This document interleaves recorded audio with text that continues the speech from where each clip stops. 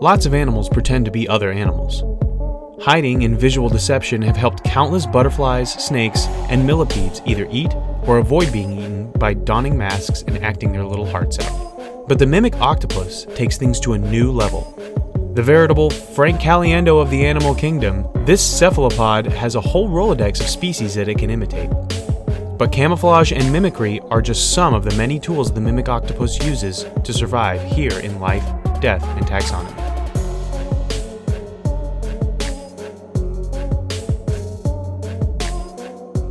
Welcome back to Life, Death, and Taxonomy. It's 30 minutes of interesting animal info.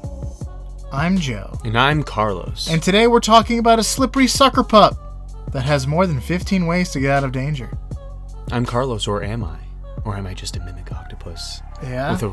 With a robust vocabulary and a bachelor's degree. Sucker pup. That came from a list I found on the internet of just amazing names for octopuses. I did not look up names for octopuses. Old Tangly Boy. Really? Ocean's 8. Bagpipes of the Deep. And leg. Old Tangly Boy. Also, Henry is on this list. What? I want to... This guy... Did we say mimic octopus already? He's the mimic octopus. Mimic octopus. You alluded to it. Here are my nicknames that I didn't look up. I worked for these. Okay. Like 5 minutes ago. The Angry Squish Pile, the Mocking Mollusk, and Octo Disguisey. He's the master of disguise.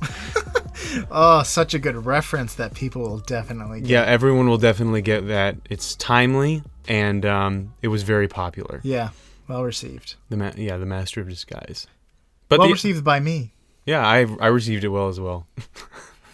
But yeah, if you've ever played Dark Souls, you know that mimics are no joke. It's true. Yeah, especially this kind. But tell us more about this guy.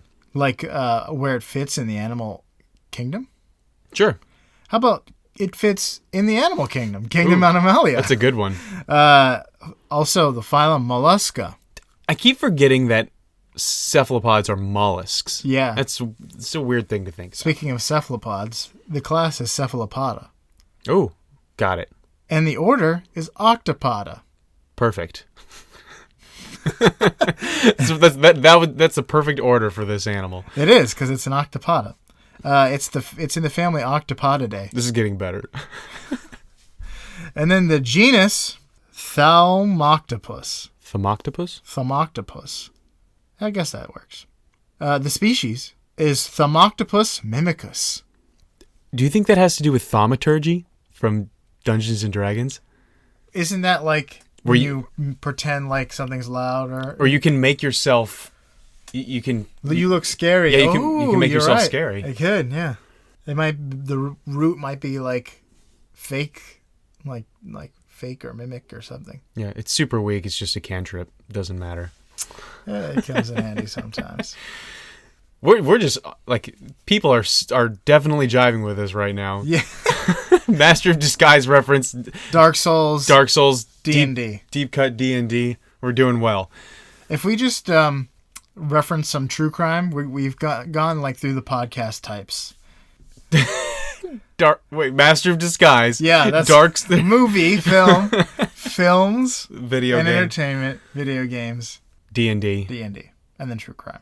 Then there's also this one, the best version, I think, which is edutainment. Yes, animal edutainment. Learn and laugh. Speaking of edutainment, let me edutate you.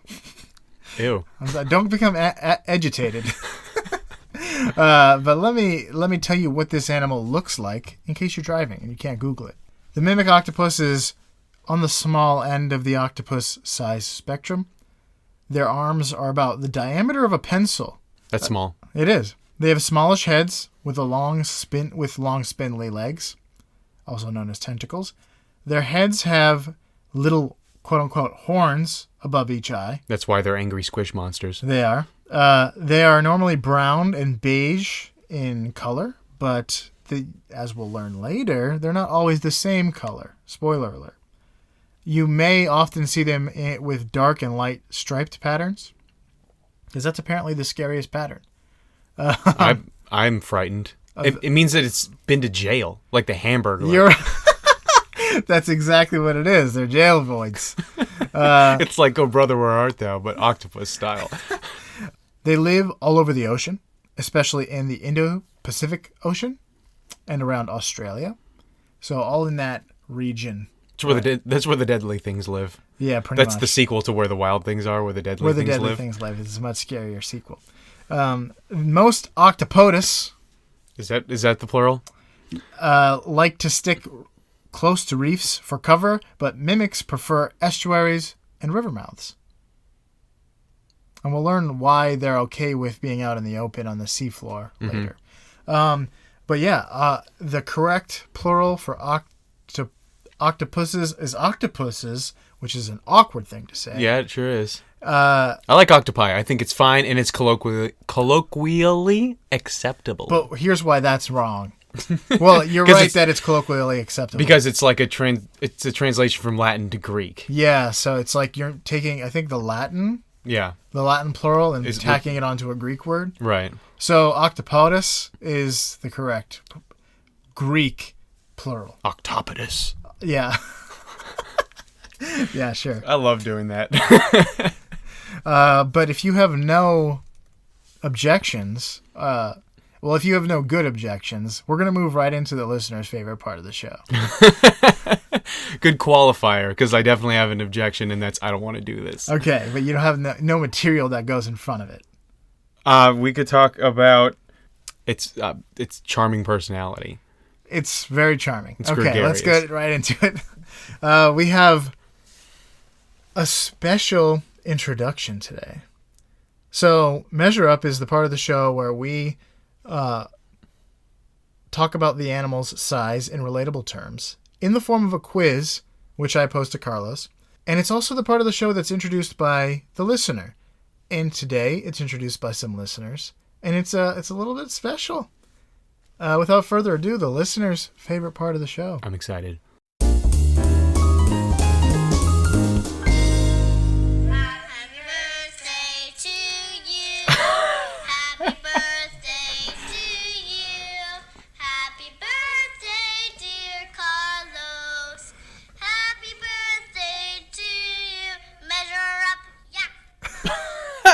That's why it makes it in there. Yeah. Yeah, so that was friends of the show, Julia and Calvin, singing Carlos a happy birthday. That was great. And also shepherding us into the most famous segment of this show. Thank you so much, Calvin and Julia. I gotta say, this is not the birthday present that I was hoping for, this Measure Up segment, but I'll take it. But anyway, let's get right into the length. It's about 60 centimeters to 2 feet. Those are females, mostly. But I actually don't have a question for you. Good. Let's wrap this up and move on to But somebody else does have a question for you. Okay, so here's your question for the day, or one of them anyway. How many mimics go into the height of the tallest point on the island of Sulawesi, which is located in central Indonesia? Recognize that voice? I do. I hear it all the time. Wow, that's my beloved wife tormenting me. For your birthday episode and the season finale. Look at what you've done. Yeah, thanks, Bibby, for recording that question. This is what I get for the planet being in a very similar position than it was when I was born. Yes. That's what a birthday is. But also, I feel like she anticipated your struggle with this question. Mm-hmm. So here's a hint. And there's no shame in a hint. Your hint is the mimic octopus was first discovered off the coast of Sulawesi, which is the 11th largest island in the world. So 11th largest. That doesn't help because it was the tallest point of that island, Listen, like you would expect a very tall island to have a very large base. But what about a fjord? I don't know what a fjord is. That's really. like a mountain that comes straight out of the I water. confused it with fording before, so on this podcast. Oh my goodness. All right. Well, okay. How many mimic octopus? Females. How many female mimic octopi, octopodius, octopodalicious, go into the height of the tallest point in, what was the name of the place? Sulawesi. Sulawesi. My favorite place. Yeah. Go there every summer. I don't know. I just gotta go to the 11th largest island this summer. It's in the South Pacific, so, and I'm thinking of pictures of Vietnam and Thailand, and there's just some rocks that come straight out of the water, like hundreds of feet in the air. So I think let's work with that and go upward. I'm gonna say 2,000 feet, solid. So 1,000. So 1,000 octopi. 1,000 octopodaliciousness. Okay, let's hear the answer. And the answer is 5,705 mimics. That's a lot of tentacles. You're absolutely right, Bibby. It is a lot of tentacles, and I'm very wrong. The island was the tallest point was 11,411 feet. This is not the first time that I've drastically underestimated the height of an island. Well, hopefully you can get a little bit closer on the weight. Mimic octopi, octopodus, are sexually dimorphic when it comes to size, and females are much bigger. Males can weigh as little as 1/4 of a gram, while females can weigh up to 10 kilograms or 22 pounds. I don't have a question for this one, but luckily somebody else does. Hey Carlos, for this measure up, your question is how many male mimics go into the weight of the gold in the priceless Panagurishte treasure found in Bulgaria in 1942. This is like when... This is like in Jeopardy when they have a video of like some celebrity and they're like giving a question. Brian is that celebrity. Brian, that's the voice you just heard. He's the artist for all of the episodes, and you can see that art on ldtaxonomy.com. You can also see more of his art at xnamaru on Twitter. And then also you can see his photography on Instagram, which is at Brian_Musselman_. Check it out. It is neat as fun. Anyway, back to the question at hand. He does those great like old-timey Life, Death, and Taxonomy. Yeah, the ads, advertisements in there. That which you can see on our Instagram. Yeah. At LD Taxonomy. So we're going by the female weight, the 22 pounds? No, the male weight. Male weight, which is what? You said 10 grams? A fourth of a gram. A fourth of a gram? 1/4 of a gram. Man, I don't know what grams are. I'm not a drug dealer. Well, it was a smaller fraction of an ounce, I think. I can still better conceptualize that. All right, so they found a bunch of gold in 1942 in some place. I'm gonna say it's actually. Do you need a hint? Nah, let's. Because I feel like that'll clear up what place it is. Can hear Brian's sultry tones once more. Don't worry, Carlos, I gotcha. Here's a hint to kind of clear things up for you. The treasure trove was found by 3 brothers who were digging for clay and ended up finding lost artifacts from the 4th century BC, including a drinking horn, golden decanters, a dish, and a vase used in religious ceremonies. He sounds like a professional. He is a professional. Professional question asker and hint giver. There we go. You orchestrated all of this? I did orchestrate all this, yes. You gotta pull out all the stops for the season finales. Okay. I feel bad that your birthday didn't fall in a season finale, but also it's tough for me to orchestrate questions when you're the one who asks all the questions. That's true. All right, so I mean, if they found like thousands of pounds of gold, that'd have just been like King Tut's tomb level of a discovery. Uh-huh. So I don't think it was that much. I'm gonna say 400 pounds. You know why? because I can, because you said a quarter of a gram. Oh no, that's not gonna work either. I'm gonna say 400 kilograms. For the sake of being able to do the math easily in my head. Okay. And you said it was a fourth of a gram, goes in, so that means four of these male octopodalicious go into a gram, and 1,000 of those, so 4,000 go into a kilogram, times 100, or times 400. It's either 160,000 or 1.6 million. I can't remember how many zeros I put in there. Wait, 3 zeros plus 2 zeros, that's 5 zeros. That would be 1.6 million. 1.6 million male mimics? Yep. Let's go to Brian for the answer. Oh, nice. That was actually pretty close. But the answer is 23,586 male mimics. Brian, I wasn't close. He had faith in you. He was more wrong than me.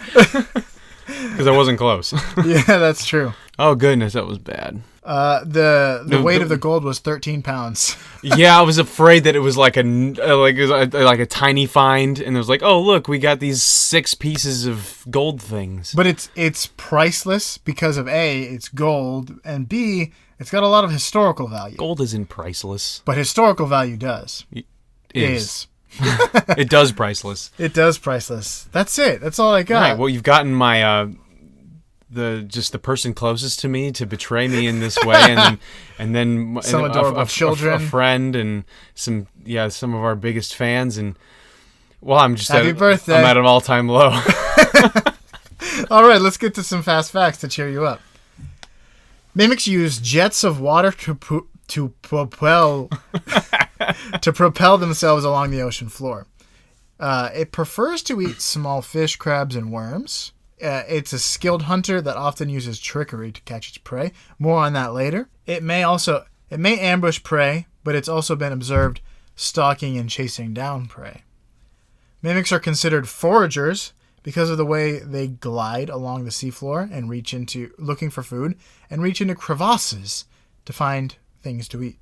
So foraging is a branch of behavioral ecology, and most hunters fall into that category. So foraging is different than ambushing, and then also, I guess, farming. There's different ways of getting nutrients, and foraging is a pretty common one among predators. But things like spiders that lie in wait all the time and don't go out looking for food, they're not foragers. They're just ambush predators. Got it. So they can be a forager, an ambush predator, and a tricky guy. So what would a lion be? They technically forage because they wander hunt until they find their prey, and then they attack it. So foraging is a pretty sophisticated way of getting food because foragers have to make decisions to forage based on weighing the cost of energy to look around for food versus what they can stand to gain. True. So there's a lot of decisions that go into that. The size of packs and like hunting parties also is a foraging decision because like lions will hunt in smaller groups than African wild dogs because African wild dogs can take down large prey and there's a lot of food to go around, but lions will require more sustenance. So their packs are smaller. Their prides are smaller. So there's something about foraging. Now we can get into the nitty-gritty of all things major. Oh, and we're just doing deep cuts this whole episode.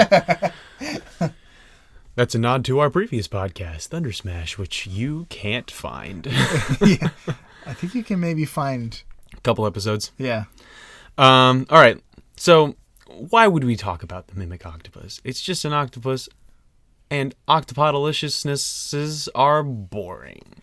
Not true. Not true at all. I love cephalopods. I think they're cool, and it's what we haven't done a cephalopod since we started this show. Yeah, that's true. The only one we've done is the Humboldt Squid, episode 1, featuring Yoshi the Borkmaster. Yeah, and then it's funny because cephalopods are like one of the most common things in the ocean. They are? Yeah. Then more than fish? No, fish are like, I think fish have them by a little bit, but they're gaining on them. More than zooplankton? I don't know. Zooplankton? But like the number of squid, especially, is growing like crazy. And it's a thing that a lot of things can eat, so that's kind of good. Yeah, but up the calamari. Yep. That's what people say that we should do. Up the calamari. Stop overfishing and start getting them squids.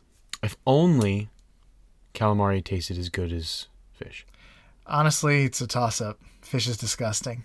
Not all fish. Salmon and tuna I'll take. I tend to agree with you. I'm not a huge fan of fish. Yeah. If you fry it up, it all tastes good. Fair. All right. Some tartar sauce. So the mimic octopus is not called the mimic octopus for naught. It is the only species in the world to mimic more than one other species. So, like I said in the intro, animals mimic other animals all the time. We mentioned in the monarch butterfly episode that the viceroy butterfly pretends, well, it has the same colors as the monarch butterfly because the monarch is toxic, but the viceroy is not. So it can either become toxic or pretend to be a toxic butterfly. Is it toxic or is it just nasty? Because I know it tastes like milkweed, and that's gross.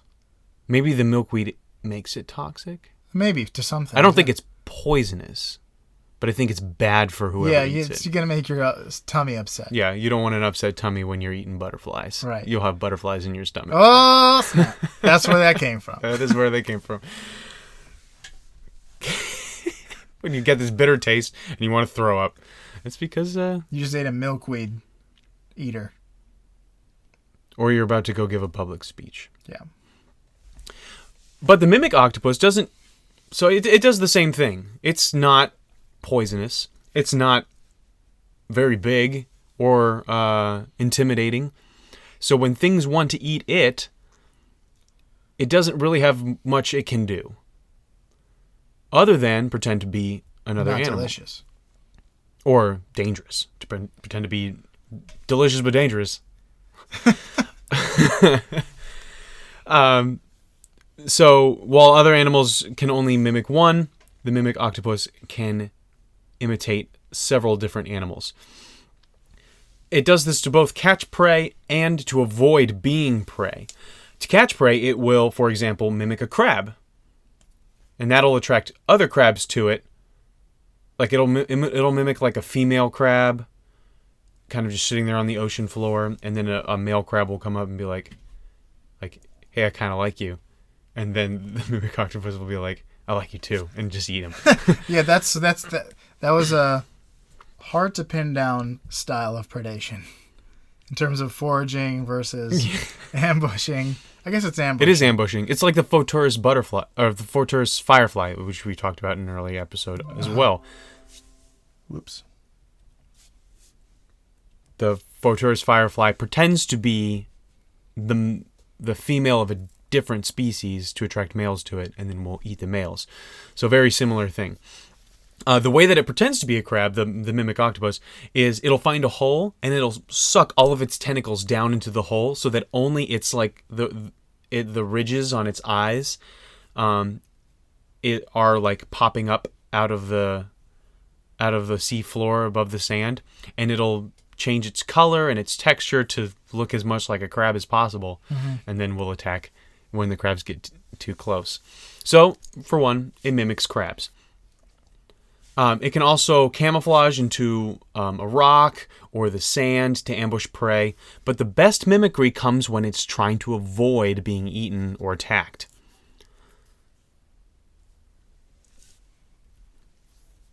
So because it's relatively small for an octopus, there are a lot of things that would want to chow down on it. To avoid predation, M.O., the mimic octopus, modus operandi, and his modus operandi, his MO is to rapidly change his size, shape, color, and movement pattern to impersonate dangerous or poisonous animals. Which is crazy, because like I said, the viceroy butterfly just looks like a monarch butterfly. It doesn't change its behavior at all to to mimic it. I mean, it's a butterfly. I don't know. I don't know if predators are gonna be like, that's acting a lot like a monarch. Very, very monarchish.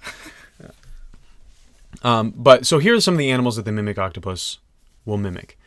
The poisonous flatfish. That's a really common one. If you type in mimic octopus, you're probably gonna find it look primarily pretending to be a flatfish. So it turns brown. So usually you said it was like black and white stripes, but it'll turn like this kind of dull brown like the sand. And it'll wrap its arms kind of in this disc in front of it and have the ends of its arms trail behind it. So it looks like a horseshoe crab, or like a ray. And then it'll undulate, kind of like swim by going up and down and moving its whole body. Doing the worm. Yeah, it'll do the worm as it's like propelling itself with the jets that octopodaliciousness usually uses to move. Yeah. So that's one of its most common ones because it can immediately do that as soon as it's detected. The next one is a sea snake. So sea snakes are often like contrasting colors, like bands of contrasting colors. So they'll be black and white or brown and white in like very specific sections across a sea snake's body, and they're incredibly poisonous. So what the mimic octopus will do will bring all of its arms together, both in front and behind it. It'll suck its head down and move through the water like a snake. And it'll turn black and white or brown and white in that exact pattern. Yeah. Or sometimes it'll shoot up to the surface and float down like it, and kind of spiral around like a snake that's tangled up. Nat 20 on its performance checks. Yeah, that's pretty. That's pretty great. That's some thaumaturgy right there. It can also pretend to be a lionfish, which, if you don't know what a lionfish is, you know about them in South Florida because they're all over the place. They're an invasive species of poisonous fish that basically looks like a brown and white ball of spines. Yeah. Very, very venomous. Yes. Did I say poisonous? I meant venomous. I feel like there's a case to be made for both because it's defensive. No, it injects venom. Yeah. When you hit it, but it is a defensive maneuver. It doesn't. It might use it to catch prey. I think it might be both. No, but poisonous we can eat it. Yeah, you can eat it. If it tasted better, we would fish it more often. But yeah, so what the mimic octopus will do is it'll take all 8 of its arms and stick them out like in random directions. It'll turn brown and white just like the lionfish, and it'll shoot up to the surface and float down and kind of move around in the same way that a lionfish does. It can also imitate a jellyfish, so it'll inflate its head so that it looks like the bell of a jellyfish. It'll swim up to the surface and then kind of just move its arms back and forth like a jellyfish does. Yeah. This is crazy. That's really smart. Yeah. Or it'll do that slow sink where its arms billow up around it and then it'll push off again and then slow sink. So any fish or any animal that's like, ooh, look at that delicious octopus, and then suddenly it's like, oh wait, no, that's a jellyfish, or oh no, wait, that's a lionfish, or wait, that's a sea snake or something like that. It doesn't have to look exactly like these animals, because when you look at the video, you're like, I'm not fooled. But you're not a dumb fish. Well, like for certain species that can't even tell the difference between a male and female of their own species. Yeah. Or they can't see color, or they have no like basal ganglia or something. They're missing. They're just like they're just a what is it, the cortex? What's the word for that? Anyway, they have very basic brain structure. Yeah. And they don't really make that many decisions in life. They're probably just going to be like not going to mess with that sea snake and swim away. And here's the other thing is that the octopus will look at the thing that's about to attack it and then choose the animal that's best for that situation. Yeah, that's what's got me amazed. It's like, that's a level of decision making that's kind of high up there. Yeah, it'll be like, oh, look. Does it have a Pokedex? How does it know? It has a Rolodex. A Rolodex. It's like, oh, look, this one's weakness is flatfish. Time to flatfish. Yeah. Or this one's weakness is snake. Time to snake. Yeah. That's what I'm like. How does it know that? Trial and error. There's no error. Yeah, there's no error. There's an error. I guess you can lose an arm and keep going, and then grow it back and learn. Or maybe it's like I don't know, a parrotfish will come up and he'll be like, all right, let me try, let me try lionfish. And then the parrotfish still swims up, kind of inspects for a little bit, and then leaves. And he's like, whew, that was close. Next time he sees a parrotfish, he's like, mimic octopus, form, sea snake. And then the parrotfish leaves immediately. And he's like, sea snake from now on for parrotfish. I remember. Mimic octopus will remember this. Yeah, it's like a telltale game for a mimic octopus.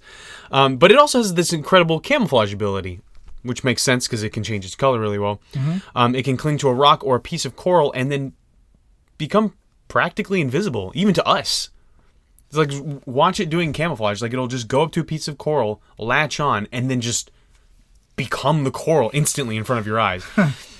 It'll change its color to the exact color and pattern of the coral. It can inflate little flaps of skin along its body for texture, and change its texture to look rocky or smooth if it needs to. And then, just like the Humboldt squid, it has chromatophores that it can rapidly change. And chromatophores are cells that have several different pigments in them, and they can inflate or expand or contract them. So if it needs, so it has chromatophores. Each chromatophore has one color pigment. So if it needs to be brown, it expands all the brown ones. Mm-hmm. And if it needs to be white, it brings all the brown ones, it contracts all the brown ones and then expands all the white ones. So that's what allows, and it happens really fast. It's not like a slow process like lizards. They're so boring.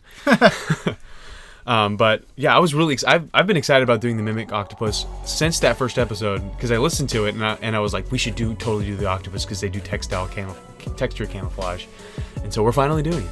We are for my birthday. But that's all I got. That's all I got.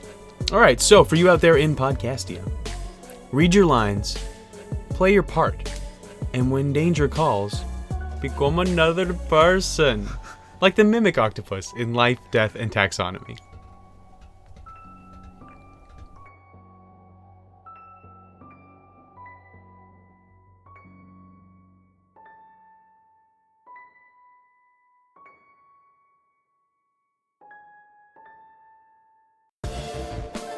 Hey everyone, welcome to the end. Which season is this? Hey everyone, and welcome to the end of the season. Another great season with Life, Death, and Taxonomy. It's season 7. We're done with season 7. That means that's our 70th episode. Things are great. We added an embarrassment of riches. But we want to take some time to thank the people that have helped make this show possible. We love doing it, and we love it when we get reviews and feedback and help and engagement. And yes, we want to hear from you, especially the reviews. Because truths. It is truths. Because they help us reach more people. They help people know that we are a good show. Big shout out and thank you to James K. Poole and Musselman Photo. Thanks for those 5 stars. Collectively 10 whole stars. That's a lot of season. Stars. Yeah. 10 out of 10.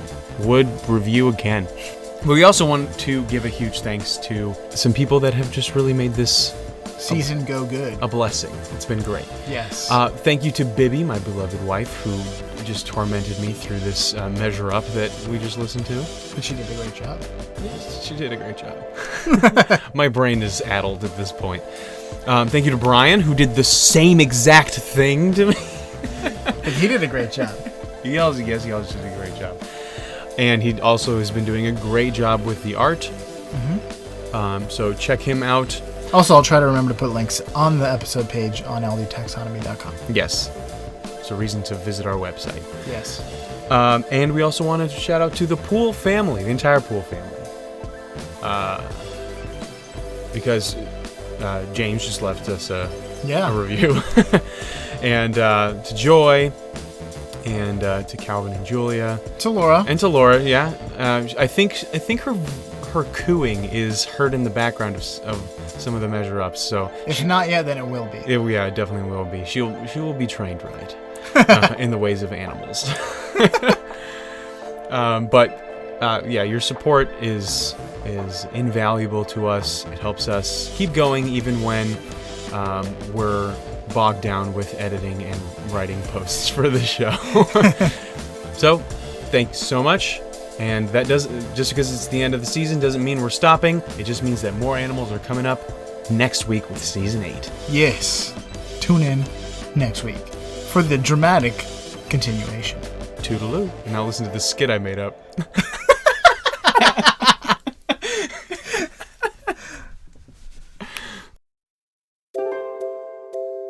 You know what, Joe? I think I'm going to check out Life, Death, and Taxonomy on its Facebook and Twitter page. Great. Just remember to type LD Taxonomy into the search bar for either one of these popular platforms. Alright, let me just reach over and grab my mouse. Ah! What I thought was my mouse is actually a perfectly disguised mimic octopus. Gross. Wait, look, it's using the computer. It's logging onto Facebook, and I don't believe it. It's liking our page, sharing our posts, and letting us know how much it liked our episode. Tell it about Twitter. No need. It's already following us and retweeting our tweets. Now, if only it could send us a measure up.